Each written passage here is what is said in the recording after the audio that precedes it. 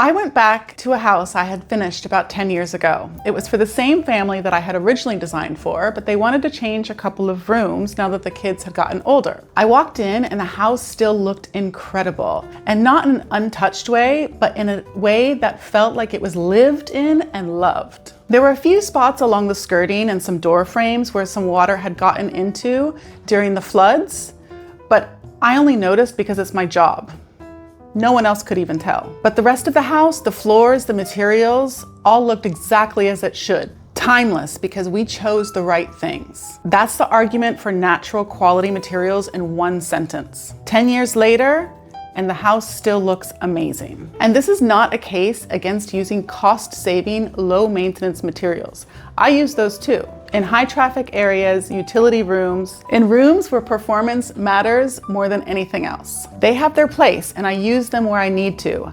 I'm not precious about being a purist, but there are spaces where a natural material can do something an engineered alternative never can. And the question is never really natural versus faux. It's knowing which call to make in which space and making it deliberately rather than making the choice that's easiest to justify to the client. This is the simple version. Save on the finishes that no one lives with, spend on the ones that do. The surfaces that someone touches every day, sees every morning, walks across barefoot, leans against while the coffee brews. Those are worth doing properly. The argument that I make for natural materials is mostly about what happens over time. Take brass. An electroplated finish and a solid brass fitting look almost identical in a showroom. The cost difference between the two is real, significant enough where it's one of the harder conversations that I have to have with clients. But when an electroplated finish scratches, and it will, it cannot be repaired. The whole piece must either be replaced or recoated completely. Solid brass patinas over time. It changes in light and warmth. If you want it back to its original finish, all you have to do is polish it up. The material gives you options. The other one just gets damaged. Marble works in the same way. I had a cracked bathtub once during installation, and it was natural marble, expensive, and pulling it out just wasn't an option. So we had the marble team come in, open up the crack slightly, fill it in with marble dust and resin epoxy, polish it back up. You couldn't even tell it was there. It was like it never existed. It almost looked intentional, like a vein that had been there the whole time. A crack in porcelain or engineered stone, and you're pulling the whole thing out. Large format tiles are even worse. The cost and logistics of replacing a single tile can become very expensive. With natural marble, you call the right people and it's an easy fix. Wood also follows the same logic. A scratch in a timber floor and a specialist can come in and either repair it on site or just swap out a single plank. And it's not an issue. You're not taking out the whole floor. And the question that I hear from a lot of clients is that is solid wood or timber flooring even suitable for the climate here in Dubai?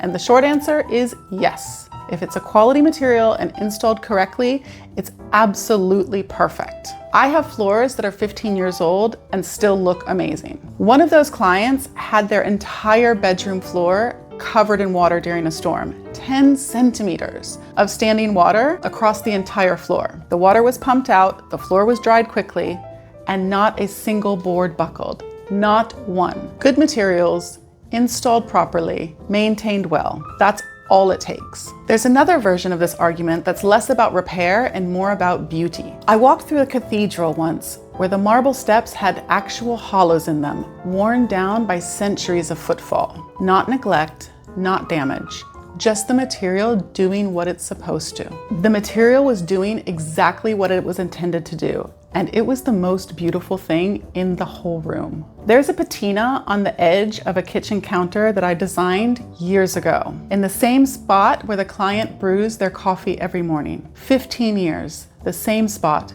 every morning. That counter isn't failing, it's telling a story. These are not failures of design, these are materials working exactly as they should. absorbing life instead of resisting it. I work in Dubai and I see some of the most expensive villas in the world, and it tends to go one of two ways. The first is everything is neutral, everything is interchangeable. The bathrooms are all in the same finishes, the same fixtures, same materials. The bedrooms could be in any house. Strip out the furniture and there's nothing left. Nothing to tell you anything about a decision that was made by the client who lived there. Put the furniture back in and it's not much better. A collection from an Italian brand, picked because it looked right in the showroom, sitting in rooms that were never designed around them. This is what designing for resale looks like. The assumption that whoever buys it next will hate your choices. So why commit to anything specific, anything personal? The result is a home designed for an imaginary buyer instead of the person living there. Neutral on purpose, belonging to no one. The second is the opposite. One takes the right location but skimps on the finishing quality. Cheap labor, no attention to detail, nothing built to last. You can spend an extraordinary amount of money in the city and still end up with nothing if the decisions were never about quality. Different problems, same root. The money went in, the thinking didn't. And more often than not, there was no designer involved at all. A contractor, a developer, a catalog of finishes that were picked out for margin rather than for merit. Part of it is mindset. Dubai was a transient place for a long time. People came, lived well, and then moved on. The home was never really a home. It was a stint, a posting, a nice place to be before the next one. That shaped what people asked for. Finishes that photographed well and appealed to whoever was buying next. But that's changing.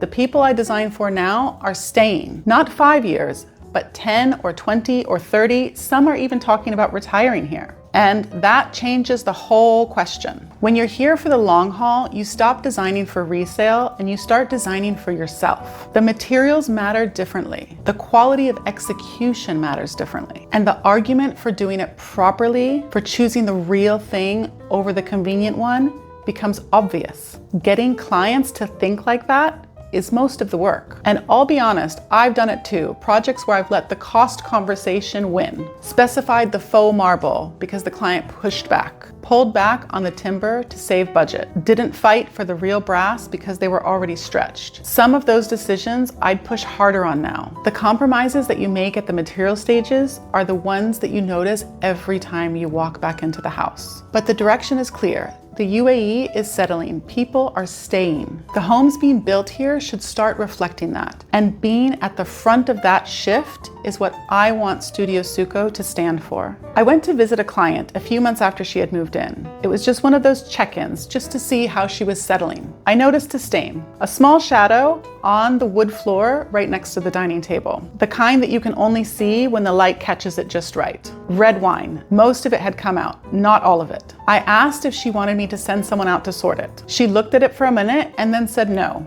And then she told me about the dinner party. Her closest friends, mid-laugh, someone had knocked off a glass of red wine onto the floor. They tried to clean it up, but then left whatever was left. She wasn't really bothered. She was kind of glad that it was there. And that was the moment that she understood why I had pushed for that specific material. Not because it was the most expensive one, but because it was the one that would hold the stories. You design for the stain, not because you plan for failure, but because you plan for life.